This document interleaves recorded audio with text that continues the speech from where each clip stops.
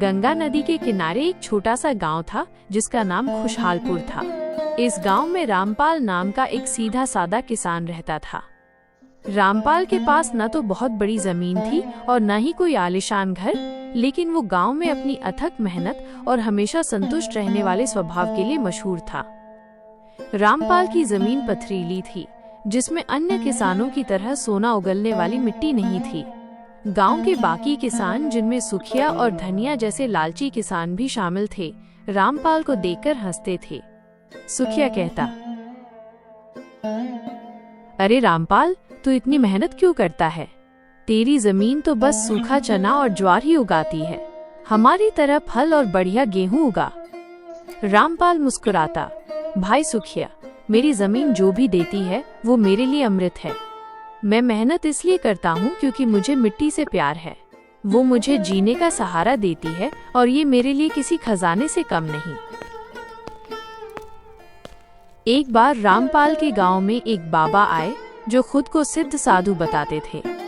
उन्होंने गांव में ये अफवाह फैला दी कि जिसके पास अदृश्य खजाना होगा वो 7 पीढ़ियों तक राजाओं की तरह जीवन जिएगा। सुखिया और धनिया जैसे लालची किसानों ने बाबा के आगे पीछे घूमना शुरू कर दिया। उन्होंने पूछा, बाबा, ये अदृश्य खजाना कहाँ मिलेगा? बाबा ने रहस्यमय ढंग से कहा, खजाना वहीं छिपा है जहाँ कड़ी मेहनत हो, पर उस मेहनत का फल तुरंत न दिखे। खजाना तुम्हारी ही जमीन में है, पर उसे पाने के लिए जमीन को 3 बार पूरी तरह पलटना पड़ेगा, और ये कार्य किसी एक मौसम में नहीं बल्कि साल भर निरंतर चलता रहना चाहिए। ये सुनकर सुखिया और धनिया बहुत उत्साहित हुए। उन्हें लगा कि खजाना खोदने के लिए बस 3 बार खेत जोतना है। उन्होंने अपना सारा ध्यान खजाना खोजने में लगा दिया। खजाना खोजने की दौड़। सुखिया और धनिया ने अपनी जमीन को खजाना खोजने के लिए पूरी तरह से खोदना शुरू कर दिया। उन्होंने पहला जोत लगाया, लेकिन उसमें कोई खजाना नहीं मिला। वे निराश हुए, पर बाबा की बात याद करके फिर से खुदाई में जुट गए। उन्होंने दूसरा और तीसरा जोत भी लगाया, लेकिन उन्हें केवल मिट्टी और कुछ छोटे मोटे पत्थर ही मिले। वे थक गए, निराश हो गए और उनकी जमीन खजाना खोजने की इस लालसा में बंजर और खराब हो गई। उन्होंने फसल लगाना भी छोड़ दिया, क्योंकि उनका ध्यान केवल जमीन के अंदर की दौलत पर था। दूसरी ओर रामपाल ने बाबा की बात सुनी, लेकिन उसका अर्थ अलग तरीके से लिया।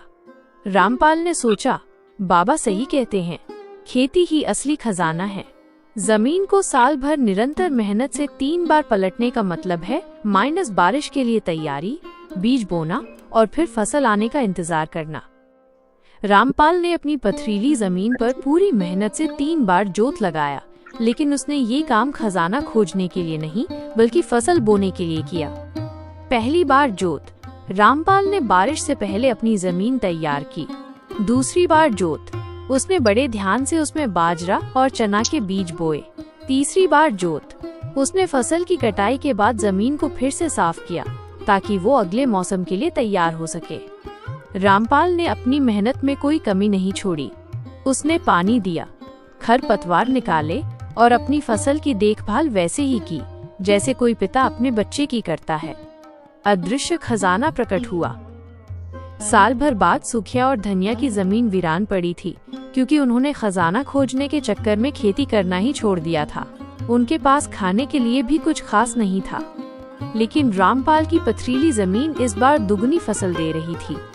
बाजरे के दाने पहले से बड़े थे और चने की फलियां लदी हुई थीं। पूरे गांव में रामपाल की फसल सबसे अच्छी थी। जब रामपाल अपनी फसल काट रहा था तो सुखिया और धनिया उसके पास आए।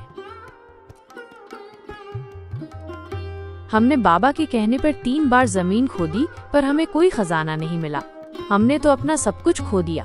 बाबा ने सही कहा था कि खजाना वही है जहाँ कड़ी मेहनत हो, पर फल तुरंत न दिखे। रामपाल ने समझाया, हमने जमीन को 3 बार पलटा, पर तुमने खजाना खोदने के लिए और मैंने फसल उगाने के लिए। असली खजाना जमीन के अंदर नहीं, बल्कि उस जमीन को प्यार और मेहनत देने में है, जो तुम्हें भूख से बचाता है और आत्मसम्मान देता है। सुखिया और धनिया को अपनी गलती का एहसास हुआ। उन्होंने देखा कि रामपाल की मेहनत, उसका संतोष और प्रकृति के प्रति उसका सम्मान ही उसका सबसे बड़ा खजाना था। बाबा की बात सही साबित हुई।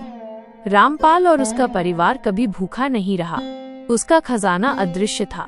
वो मेहनत का फल, मन की शांति और प्रकृति का आशीर्वाद था। कहानी की सीख: मेहनत ही असली खजाना है। Hard work is the real treasure. सफलता या धन किसी जादुई तरीके से नहीं मिलता, बल्कि निरंतर और ईमानदारी से किए गए परिश्रम का परिणाम होता है। लालच हमें उस रास्ते पर ले जाता है जहां हम वर्तमान के आशीर्वाद, जैसे स्वस्थ फसल या नौकरी को छोड़कर काल्पनिक लाभ के पीछे भागते हैं और अंततः सब कुछ खो देते हैं। अगर आपको ये कहानी अच्छी लगी हो तो लाइक और सब्सक्राइब जरूर से करें। धन्यवाद।